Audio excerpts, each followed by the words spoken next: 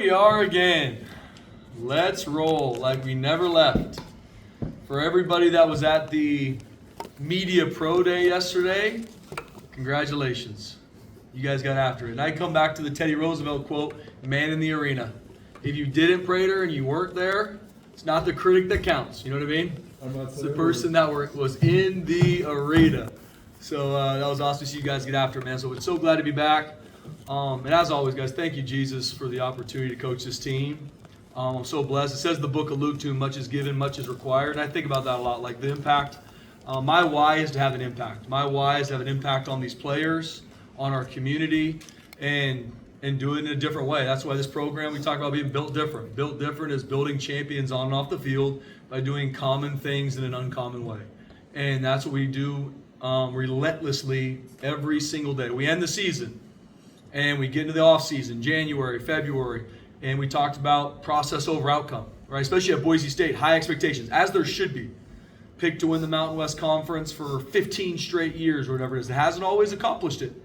And our team's done a really good job this offseason focusing on our process. I get asked all the time, are you ready for this game? Are you ready for this? What are you going to do with this guy not being here? And it's like, we're going to handle our day-to-day better than anyone else in the country. That's what we're working our tail off to do. And I can promise that right now I'm trying to make sure we have the best July 24th of everybody we play. And that's going to be our focus. No different we go into fall camp starting Sunday. Can we handle our process better than anybody else? We're a process-driven team, and I believe that will result in everything you want. Going into the summertime, we talked about the summer. I called this summer the edge. That's something to prove every single day. Not just for our players, for our staff too. When you come to the building, it's not last year's last year. You can't start halfway up the mountain. I told our team that. Can't. Greatness never goes on sale. And so it's just been that mentality for our team. And I'm proud of where we're at right now, July 24th. We've got a great group of guys. I really do believe we have the best staff in the nation. I was talking with the guys that came out to media days. I don't know if there's any other coaching staff in the country that can say we didn't lose any coaches this offseason, right? Dirk Cutter stepped down from being the offensive coordinator, but he's our senior analyst. Zach Hill came in to coach quarterbacks, didn't lose any other full-time coaches. That's a big deal in this landscape, and it shows that no different our players and our coaches believe in what we're doing here. So as we get ready to start fall camp on Sunday, I believe Coach Hilgart, our strength staff, our coaches, and our players, the leadership on our team has stepped up a lot this summertime. I think they had a really, really good summer. They're in some of the best shape of their life. Now we got to get to playing football. And there's some new guys that came in June that from seeing them train, seeing them work out, seeing them strain, man, love what they're about. Got to see them play football now. And here at Boise State football, everything is earned. And when we start fall camp, there's going to be a seating chart. Yeah, there's guys in our team. We've got a good amount of returners coming back that have a lot of equity here because of what they've done on the field. But they better earn it every single day because the guys that's the number 2 or the number 3 is going to work his tail off to catch him at some point before we put the ball down in Tampa Bay on August 27th, 28th. BJ? Sounds good. 28. I'm just checking them. But I appreciate you guys as always taking time to come out and fire it up where we're headed. So with that, open it up for questions. You guys recalibrated the goal up there. Yeah, how about that? I climbed up there on 4th of July break and my first time doing some graffiti. Yeah. What I mean, I know it's just a small whatever. Yeah. I mean, just in terms of recalibrating the goals here, Yeah. what that message means, what was kind of behind that? No, BJ, it's something that I thought a lot about this offseason. And I go back to the process over outcome because I don't know if anybody's goal is much different than ours with 135 FBS schools now, if I'm being honest. I bet you every single one of them's probably dang close to ours. In this landscape, not putting the CFP up there, especially who you are, this is Boise State football, I think it's something that needs to be there. Like that is, I'm not going to run from the fact that our goal is to win our conference and play in a college football playoff game, win that college football playoff game, and keep pushing through the play. Like that's, and I would hope that's probably every other school we play this whole season. So it was something that, and honestly didn't even talk to our players about it. Like we came in, changed it. I'm all about the process of our team, and we talk about that in January, and I really don't hit it again. What did you like about what you did last year in camp? Do you want to keep the process similar or the outcome similar of what you've got? And then last year was your first full year. What was maybe one thing that you want to do differently or want to do better? in camp this year than last year? Yeah, Bob, really liked the organization of our camp last year. After every season, and I'm not talking about the actual in season, after every season of a football year, so you have winter training, that's a season. You have spring ball, summer. After fall camp, that's a season. We go through a what did you learn time as a staff. And so I take tons of notes from our coaches, trainers, staff members, things we did well, things we want to do better this year. And really like the logistics of fall camp and how we set it up, practice times, when we lifted more last fall camp. Like, it's just some of those things, how we did some walkthroughs. A big thing for me going into this fall camp is I got to make sure I put our players in situations to fail and respond from failure even more. What does that look like in practice? Changing the practice plan on them randomly, right? That's gonna happen, not all the time, because I believe in our guys getting in rhythm, but there's gonna be times of practice where I blow the horn and we're putting the ball down and we're gonna do 3 plays of urgency right now, right? Just trying to find some things, because just like anything, I want to make sure our best players fail and have to respond in practice, because that's going to come for them game one. Game one, we play a really talented South Florida team that we got to get ready for. I got to make sure that the first time our best players fail, it's not in game one. As a freshman, as a player that maybe hasn't played a lot, failure comes a lot more in fall camp, but I want to make sure that every single player in our team is in conflict every single practice, and they got to respond to that, because championship elite teams respond to adversity. So that's the biggest thing I've looked at, Bob, just little ways that I can make sure, not a lot, because I don't want but I do want our players and staff on edge to make sure that, because that's football. That's football. Oh, we're doing really good. Interception. Respond to it, right? You think something's going your way. Negatives happen. The best teams, elite teams, respond from adversity. I think we did a good job last season. Not perfect, because there's times in games where we didn't respond that well to adversity. I can think of times in the Penn State game, right? So that's something as a program we need to grow in. But overall as a fall camp, I like logistically what we did last year. I like the structure of it. There's going to be some things in regards to practice that we changed, and in regards to periods and how we do some things. But I like the structure of it. You and every college football coach in America went through different set of roster management rules this offseason. Yeah. The house limit, the house rules say 105. I think you got 108. I don't know what the loophole is to get you 3 more, but maybe talk specifically about roster management and how you dealt with that this offseason with these new rules. Yeah, it's with the house settlement, kind of one of those things as we go into the offseason, Prater, where I think April was the first time they met on. I can't remember the exact time, but somewhere around that time. Going through spring ball, you're kind of like, hey, is this going to be a hard set at 105? Is there going to be different legislations for teams that are on a current roster that they can stay there because they can kind of get grandfathered in? So you're kind of going through a lot of what ifs by still making sure we're all about keeping our players here, right? It's not about, yes, I'm all about finding the right players to come in here, but less about recruiting for me and all about making sure we retain our best players. And not just even our best players, our guys that maybe haven't played a lot or are young, but we know can become that. So that was really the main focus of the offseason for us, Prater. And then as these, and prepared for the house settlement either way. And as we got into summertime, went through the rules the right way to make sure, okay, where our roster's at, who are some players that can be here, that can essentially be grandfathered in because they're a part of our team, and find a way to make sure we have the best players to compete for a championship. How's Sire Gaines' recovery? Is he going to be healthy, ready to go day one? He's had a great summer. Yeah, he's had a great summer. Right now he's going to be healthy for practice one. He's a young man, guys. I think I was talking to, I don't know if you asked the question, BJ, at media days, but I don't think he took a day off all summertime. And I think that gets thrown around a lot. Like 4th of July, we give our players about a week off. He stayed in Boise and like snuck into the weight room to work out. Like that's just the summer he's had, and he's had a really, really good summer. So he'll be ready to roll practice one, and really excited for him. How much better position is he in this year than even last year? Last year's a true freshman, Yeah. and he had a lot of time last year, probably, learn the game the way he didn't really anticipate going into the season. So what type of position is he in, even mentally too, for that matter? He's grown so much over the past year, Jay. You talk about a young man that is all about Boise State football and being a part of this family. I mean, you talk to Sire Gaines and he will stare you down because he's intense. Everything he does he's all in. He's all in with his team. He's all in with taking this game as far as he can for himself, his family. And so seeing him from last year, true freshman, 17 years old, nobody really knows about Saturday games, did some good things in spring ball as a early enrollee, and then seeing him play the games he was able to play and played extremely well, got hurt. When football gets taken from a young man where he is, that's his love. He loves football. He loves training. He loves being a part of a team. That's hard. But he grew so much mentally in that time too, Jay. I mean, seeing him go about even some of the stuff this offseason, right? Thinking he's going to be ready to go for spring balls. Wasn't quite ready yet. That's hard, especially for a young man that loves football. And seeing him respond from it, his relationship with the Lord has grown. His mental clarity is in a much better place. He responds to adversity better. How he's a part of our leadership group. That was voted on by his teammates as a true sophomore, really a redshirt freshman. That's big time. That's the level he is with his teammates.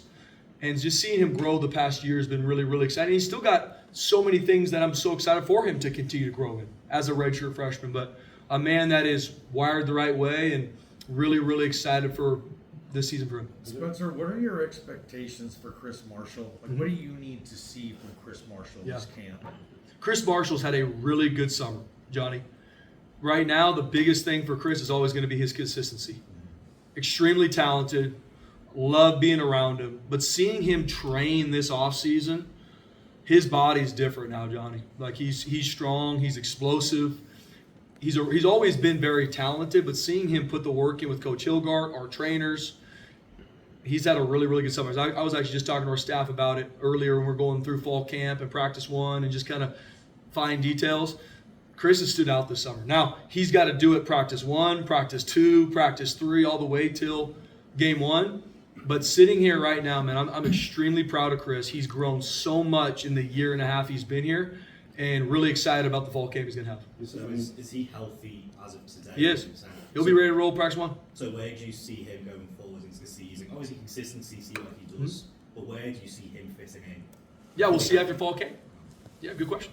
Any particular players limited at the outside of fall camp? Yeah, good question. Going into fall camp, Hall, Schmidt, and Tyler Knapp, they'll be practicing, but somewhat limited. They had some surgeries this offseason.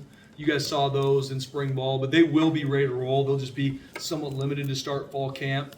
Outside of that, David Latu will probably miss a couple days. He has a soft tissue injury last week, but he'll be in the mix probably in a week or so. Other than that, right now, nothing right now off the top of my head that's going to keep someone from competing. Some guys are going to be just from summer training, maybe a little bit limited day 1, but those are the ones that come to mind. Other than that, our guys be ready to roll. Is Sire a guy that like he'll be there like a normal guy, or do you have to give him maintenance days type things just to, I don't say put him in a bubble wrap, but just have him whatever you got to do, limit him to make sure he's ready to go against South Florida. Yeah, we're going to be smart with Cy. We're going to be smart with our guys that we know who they are and who they're about. But Cy's got to have a really good fall camp too. I mean, there's going to be high competition in the running back room, so he's going to be ready to compete in fall camp. So we're going to be smart with reps and with a lot of our players, BJ, but Cy's ready to compete. You mentioned Hall Schmidt, maybe being out a little at the beginning. He started so much last year. Is that essentially his job, or is that a competition there, or who's in the mix at right tackle? Yeah, Hall did a good job for us last year. Obviously, really excited for him to take a big step. Dalen Matoyer, we call him Big Lou, he's had a really good summertime. And so excited. There is going to be competition there, BJ. There's going to be competition in every position. And I know sometimes that gets, that's just kind of what it is. That's why in our core values are climb and the C's competition. Like everything is earned here. So at the right tackle spot, has done a really good job for us. But Dalen Matoyer's had a really good summer. So I'm excited to see how that competition shakes down in fall camp. How about left guard? Left guard right now going with TK somewhat limited. We're going to have Jason Steele there. And we really have 9 offensive linemen that were able to play in games last season. As hard as that was last year with guys getting injured and Coach Keene, Coach Potter doing a great job moving guys around. Now you love it because you got really good depth. So going into fall camp, TK will be somewhat limited. And so Jason Steele and him will be competing there at left guard. When How Braxton, was Madison different this year than when he started last year? Yeah. Maddox Madsen's a relentless competitor. and seeing him grow. He's grown as a football player. He's in the best shape of his life. I was talking to Coach Hilgard about this a couple weeks ago. I mean, how he's running, how he's moving, different than I've ever seen Maddox. His ball, the throws he's making, like who he is, that's grown a ton this offseason. What I am probably most proud of him is his leadership, though. I mean, he has stepped up. This is his team. As our starting quarterback, this is his team. And what I love about Maddox is he has not changed who he is. He is low ego, high output, no moment too high, no moment too low. And that's why our team is consistent and was consistent last year. So much of it is because Maddox Madsen. So seeing him continue to grow in that leadership with the players that were huge leaders on our team that aren't here anymore, I'm so proud of Maddox in that way. So excited for him to really take the reins this fall camp. When Braxton came back in April, you mentioned he had to earn the trust back of the team. How's he been doing that with that this summer, and what's it mean to really have him back? Yeah. I love Braxton. He's a son to me, always will be. Going through that whole situation this offseason was hard. The first day of training, we got back, he spoke to the team and shared his heart, shared what he went through, and essentially apologized to the team. And from that point on, absolutely has worked his tail off. But that's who he's always been here. He's always been one of our hardest workers, one of our best guys to be around. And so he has earned the trust of his teammates, coaches. He's out there leading on the field. We need him to. I mean, he's a senior defensive lineman. He's played a lot of football, had a lot of success for us. And I believe Braxton's going to have a really, really good senior year. What were your thoughts when you look down at your phone and you see him on the caller ID? What were you kind of expecting that conversation to go the way it did, or? Yeah, good question. I think just when he was calling, I was just hoping he was okay. You know, one of those, like I said, this college football and what gets talked about, for me, I love these kids like my sons. Always will. Yeah, there's times you're frustrated with them on decisions they make, and I get that, no different than our own kids. But when he was calling me, I hadn't talked to him in, I think it was 2 weeks. And so it was later at night. I'm like, man, just making sure he's okay. And when he shared his heart with me about this is home, and he knew that, all I was thinking about was getting back home. How big of a swing is that for you and what you have returning on the defensive line? We talked about during the spring, you guys are pretty young up there, you got people moving around, and now you get a guy that has done it for a long time at a pretty high level. It's huge, Jay. And it just goes back to our philosophy here. We are all about retention. I believe in the guys we're going to recruit. I believe in how we're going to develop the right players, which is who we recruit here. Like I said before, talent sets the floor, character sets the ceiling. We find those right guys, Braxton, they're always going to be our best guys. And when one of them leaves and you're in flux, and now you got to think about, okay, who are we going to go get to replace him? You're in the tailspin of what really you see a lot of college football teams becoming. And when Braxton came back home, he's such an anchor for our team. Not even just our defensive front, and I think, seeing the guys that when he left, seeing the other guys step up in spring ball, Lopez Snoozy, David Lawton, Deion Washington, Michael Madrick, them step up and really grow, and then you bring Braxton back in, who really is the veteran, who's played all-league returner, really excited about that defensive front. And then with Jaden Virgin Morgan, Max Steege, really excited about our front, and there's going to be high competition there too, and it needs to be. I mean, led the nation in sacks last year. That's not just because of the front four. That's because of coverage and disguise and a lot of things that go into it. But we're going to be on the attack, and that definitely starts up front. With Hall Schmidt being limited early, is that an opportunity for Cox, Jake Steele, maybe somebody else? Who gets that opportunity now? Yeah, Dalen Matoyer and Hall Schmidt are going to be competing at right tackle. It'll be Matoyer. Those will be the two that will go in. Kyle Cox will be in the mix too at one of the tackle spots.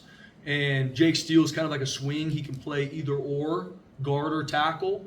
And Coach Keene and me and Coach Potter have looked at, there's going to be some different rotation to see who was our best two deep going into game one. Obviously, you never want injuries, but with all the experience you guys got last year, how much does that kind of make you more comfortable navigating it on the offensive line?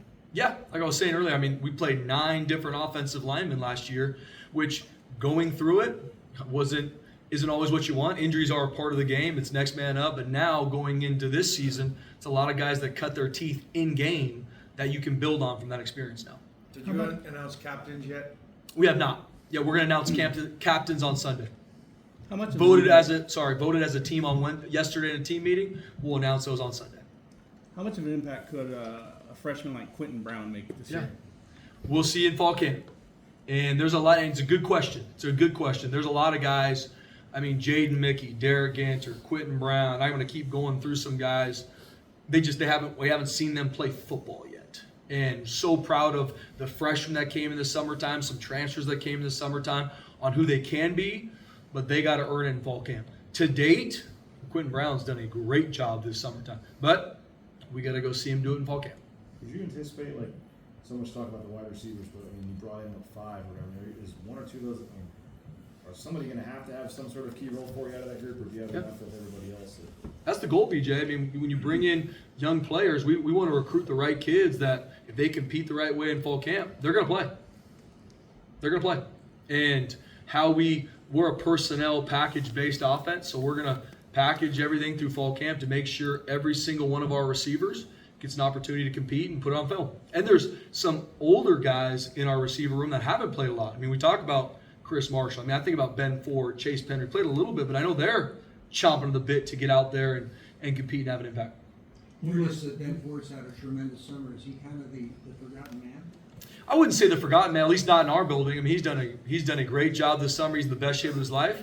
And I know Ben Ford wants to play, and he wants to have an impact on this team on offense and on special teams. Excited for him to go compete in fall camp. You guys list 9 edge rushers on your roster. I think 5 returners and 4 new guys. Essentially, that's one position. So I'm assuming there's a lot of depth and a lot of rotation and a lot of diversity there. Can you kind of talk about that group?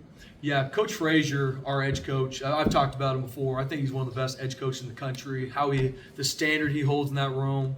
I mean, when you coach a position with 2 guys on the field and both of them are first team all conference, that shows a lot. With Jaden Virgin Morgan coming back, he's really the leader in that room. He's one of the top leaders on our entire team.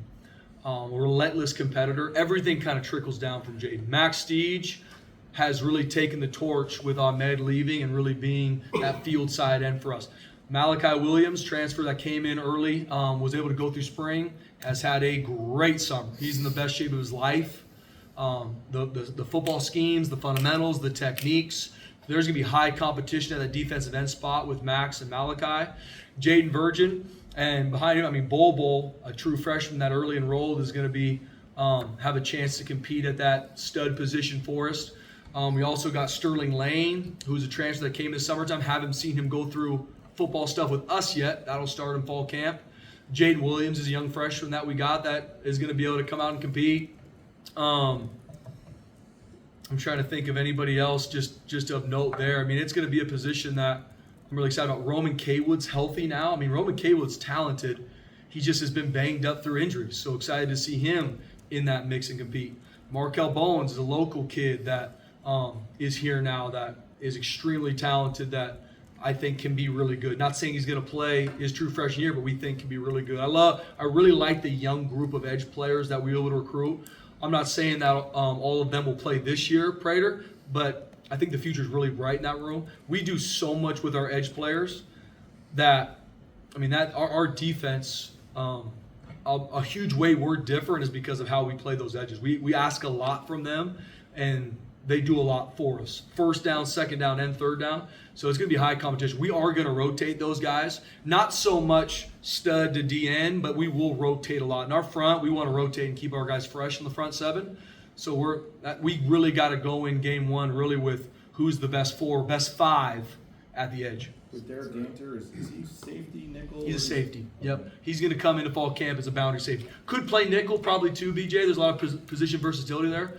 But Derek Ganter, man, love his mentality. Haven't seen him play football here truly yet, but he has had him and Jaden Mickey have had really good summers for us here. Great young men. Absolutely fit our culture here. We just got to see him go play football. Jaden Mickey will be competing at nickel, and Derek Ganter will be competing at boundary safety. Spencer, you said captains will be defined here in the near future. I know you've been asked about Ashton a lot, and I'm not talking about production, but it was just like Ash had this aura kind of just about him. And like day 1 of last year, there was no doubt who was going to be in the center of the hype circle day 1. So how do you stress the importance of that role, production aside, that clear-cut guy that dude, first guy off the bus, you want to follow him. Like, how do you identify that or challenge somebody to be that? Yeah, Jay, every team is different. Every year is a new year.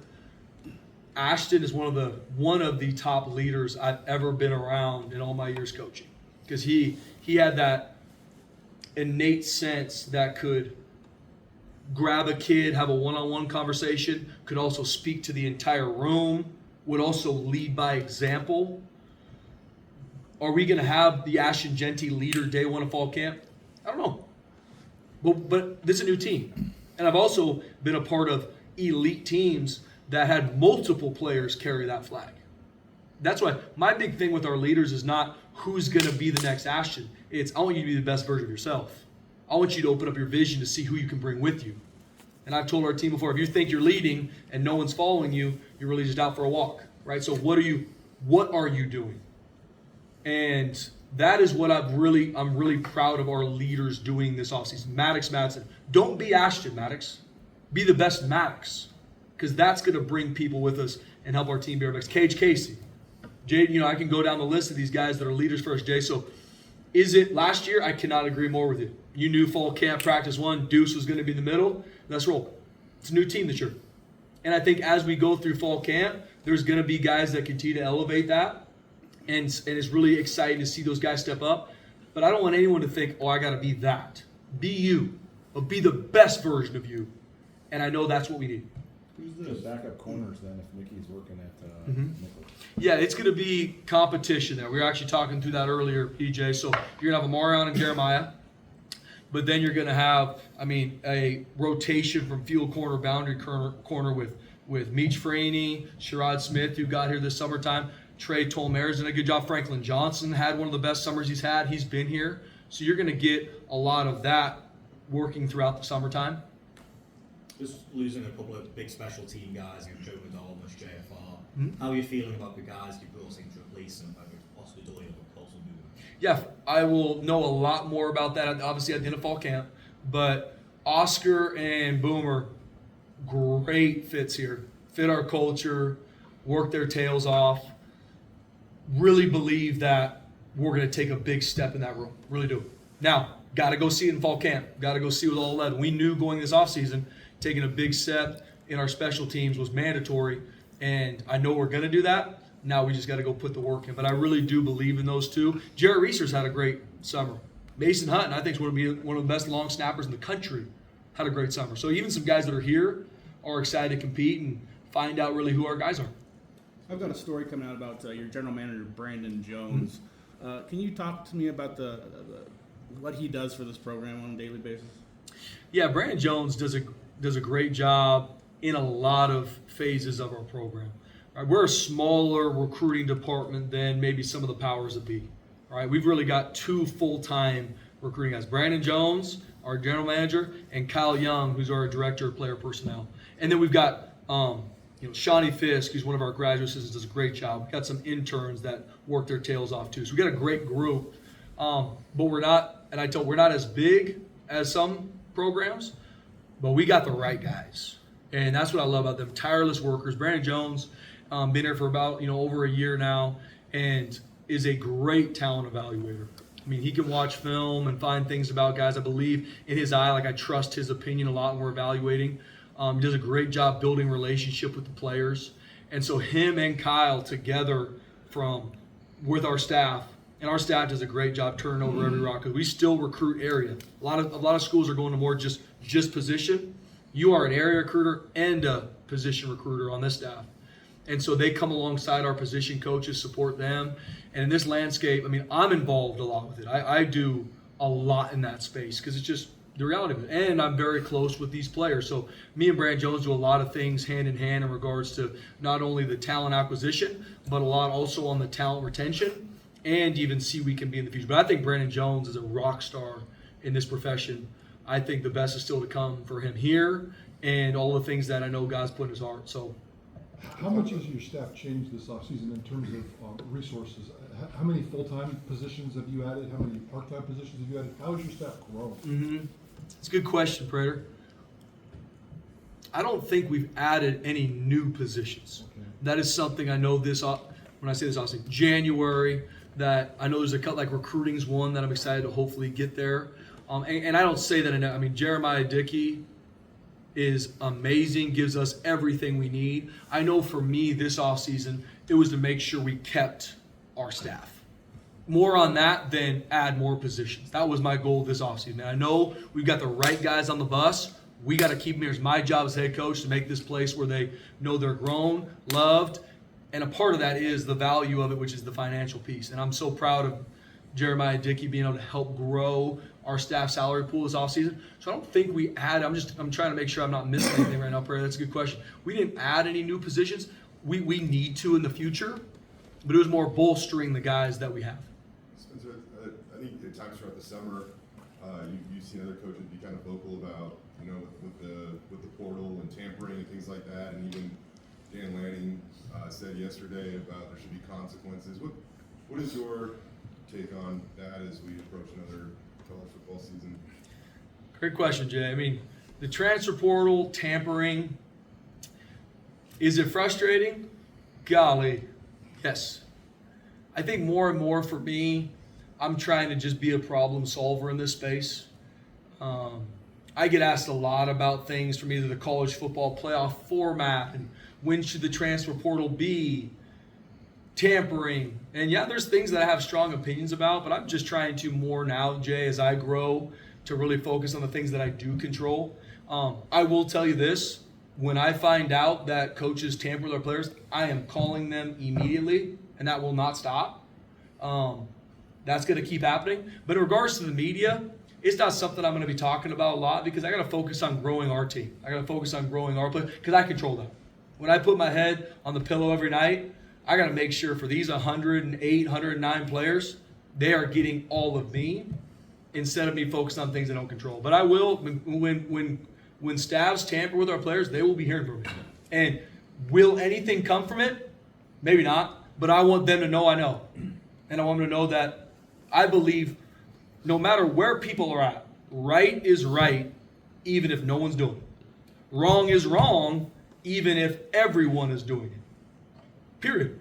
That's integrity to me. And that's what I want to make sure our program does. Prater asked a question, but you just mentioned 108 or 109 Yeah. players. Is your limit 105, or are there some exceptions? Yeah, so with the House settlement, I want to speak out of place here. There is 105, but if you have, what is it? DSA. I was looking for that term. If you have DSAs that are players on your team, that if it was a hard set 105, they might not be a part of it, they can still stay here. Essentially almost grandfathered into your program. And so we have a couple of those guys on our team, and that's what was able to put us at, off the top of my head, I don't know if we're at 108 or 109, but we're somewhere right there. I think that's answered about Maddox earlier, but just looking at his position going into a fall camp, he knows he's QB1. Yep. He's not coming off an ACL injury. Just in terms of how he walks into 2025 spring camp, or fall camp, how good of a position is he in to be the whatever best version of himself that he can be? Yeah, Jay, I believe this, and this is my opinion from watching him this offseason. Obviously, fall camp's a huge piece of this. I believe Maddox is going to be one of the better quarterbacks in the country this year. I believe that. From seeing how he moves, seeing the confidence he has, the edge he has, how he's leading our team, the throw, just who he is, I really believe that. Now, we got a lot of work to go do that, but I'm just seeing just the and he's always very confident. That's always been Maddox, because he's always been counted out. From high school to Boise State, everybody's counted out Maddox. And he's proved everybody wrong every step of the way. And so seeing him now step into it, but he's always that guy, and I've talked about this before about him. He's the hunter, though. He's chasing other things now. It's not just now to be the starting quarterback at Boise State. Now, I told him, I want you to be one of the best quarterbacks in the country. And focus on that, and that's your process, not in regards to the stats and what people tell you. Can you make sure that's your process every day? Because you do it, the outcomes will take care of themselves. But I'm so excited for Maddox because everything Maddox has gotten, Maddox has earned, and excited to see him put it on display this season. Defensively, 2 areas last year, tackling and lack of turnovers, were issues at times last year. How in fall camp are you doing anything different to try to address either of those? And you had 55 sacks, but I think I saw you had 0 strip sacks. 0, how about that? Yeah, we don't like strip sacks. Yeah, we like punt return. And, Is that just, I mean, Yeah. I assume that's more of a fluke than anything, but I mean, is that something? No, it's something we got to train, BJ. And I say it jokingly because I talked to our team yesterday in the team meeting about championship teams. Like, what does it take to be a championship team? Uncommon effort, physically dominant, and the third part is takeaways. Got to be +1. We have to grow those things. So tackling, our staff, me included, have done a ton of research this offseason to make sure, are we repping it the right way? Are we teaching it the right way? What are drills that we're missing? Are we recruiting the right kids that are elite tacklers in high school too, right? So there's a lot of things we've been looking at because it is an area. I mean, there's multiple plays on film that if we get them down, which is football, but if you get them down, it's a whole different ballgame from either off the field on third down or what have you. So it's something we got to grow. Even in this space, I mean, we're gonna find a way to do a good amount of live tackling in fall camp. The smart way, but we're gonna make sure we get guys on the ground, especially game 1. They're gonna have speed all across the field, and we got to find a way to get them on the ground. That's every team we play. In the regards to takeaways, we got to find a way to create strip sacks and create havoc plays on the quarterback and get the ball, right? Led the nation in sacks, not one strip sack. That's something we got to find a way to teach you better. We know, and I know our guys are, from all facets of it. No different. We had, I think, 20 missed opportunities in regards to interceptions, either drop balls or lack of effort to get to an interception. So, I mean, if you add 20 takeaways to our number, probably number 1 in the country. So we got to now, instead of, though that's the outcome, right? We got to be a better tackling defense. We have to create more takeaways. I really believe in the process our guys have gone about to make sure we put it into fall camp. But it's going to be a huge emphasis. We're going to look at every single day, how we tackle, how we create takeaways. And no different on the flip side. We did a great job last season in regards to protecting the football. We got to earn the right to go do it again now too. The roster retention part of your offseason worked so well. You literally have a returning starter or a projected starter at every single position. Now you guys are going to preach competition at camp like crazy. You have to send that message a little bit more this year because these 18, 19-year-old kids think, I'm starting. Yeah. No, good point, Brett. I mean, hopefully as a staff, and I say hopefully because fall camp hasn't started yet, that's our job as coaches to make sure that if the guy who's a returner is not doing what he's supposed to in a walkthrough, in a drill, in a team period, he's going to miss the next rep because we're going to put someone in front of him. Like I believe so strong in my heart that the way to keep everybody focused on where they're supposed to be and growing every day is competition. Because if I'm a starter and I look behind me and the number 2's got no shot to beat me out, human nature is probably to take your foot off the gas a little bit. It's our job as coach to make sure that doesn't happen. That's on all 11 positions on special teams and all those things. So we will constantly move this depth chart as we go through fall camp. I want to know, too, what we got. Maybe he's not going to be a starter, but I want to see him get starting reps. I want to see maybe we need him week 5. We might not need him week 1, but we may need him week 5. So I constantly want to do that to make sure our players know everything's earned. And if you don't go out and compete the right way, that guy behind you can't wait to take your spot. Spencer, on Monday morning, do you still get the butterflies at day 1? Like, is it any different, or you just show up, or what? I get fired up every day, Jay. It probably frustrates our team because I'm waiting for them in the building when they're strolling in. So, yeah, no doubt. I'm so excited to get this thing rolling. I mean, God works in mysterious ways, and I believe that like football, it's a seasonal game, right? By the time you're done playing the football season, family-wise and coach-wise, you're ready for that time. Then you have the winter training, spring ball, summer. Like, I'm ready to put these pads back on and play real football. I'm ready to be around these guys a lot and see them compete and see the work they put in this offseason to go do it. So I'll be coming in extra hot on Monday morning, Jay. Outside Marco, not a lot of guys at linebacker have played a lot for you. What do you like about that room? You know, obviously Jake, I know, will be moving back to that position, but who else do you expect to see at linebacker? Yeah, Marco Notarini is one of the best linebackers, in my opinion, that we've ever had here. In regards to, I took a watch game film on Marco. See him run a front, see him make adjustments. I mean, he is a football guy. And so Marco's going to be not only the leader in that room, he's going to be one of the top leaders on our entire team. So I always feel good with Marco. Jake Ribb has worked his tail off this summer. Last season, he's ready to be a starter. Now, hasn't played a lot for us. There's guys like Clay Martineau, Bowen Phelps, Chase Martin, that are 4 guys that are chomping at the bit to find a way to get on the field. So we're going to have a ton of competition at the Mike and Will position. Those positions are flexible. So we're going to find the best 4 going into South Florida. And we're going to have those guys go cut loose and compete. I know there was a lot of hype around Sincere Brackett when he signed 2 years ago. Yep. Could he possibly break into that We'll see. lineup? Absolutely. Sincere had a good spring and has trained really well this summer. Him and Mana Tuioti are 2 true freshmen that I think have a shot to play on defense and special teams. And Coach Collins does a really good job with that room. Like, there's going to be high competition and guys are going to be moved around. And excited to see our guys compete and to see who really our top 4 are. Because very similar at the front, even though I'm a backup, you will still play. We're going to rotate guys at inside linebacker. So all those 4 got to be ready.